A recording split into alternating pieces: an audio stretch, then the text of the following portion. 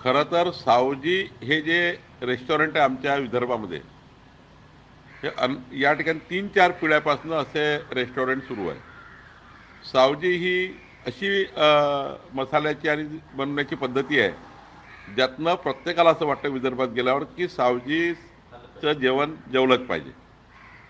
इतकी लोकप्रियता आहे. त्याचे मसाले तसे आहेत, ते मसाले इतर कोणी बनवत नाही. त्यामुळं त्यांच्या उद्योगाबद्दल सरसकट त्या ठिकाणी टिप्पणी करणे कुठल्याही अधिकाऱ्यांना योग्य नाही. त्यांनी त्यामध्ये जे काही त्या ठिकाणी वाटतं की ते आरोग्याला धोकादायक आहे किंवा इमेजबाधा झाली आहे, त्या ठिकाणी ठीक आहे. पण सावजी हा व्यवसाय या विदर्भाची आता शान आहे. जगातल्या कितीतर देशामध्ये आता सावजीची मागणी त्या ठिकाणी भरपूर ठिकाणी सावजी हे पकवानं जातं त्यांचा, जे काही नॉनव्हेज वगैरे आहे. मला असं वाटतं की त्या बिझनेसबद्दल काही बोलू नये, त्यांच्या बिझनेसला बळीचा बकरा बनू नये.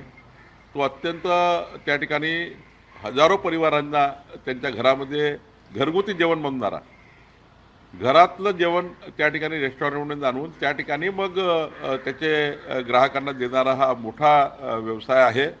व्यवसाय बंद होईल अशी कुठलंही स्टेटमेंट कुठल्याही अधिकाऱ्यांनी करू नये.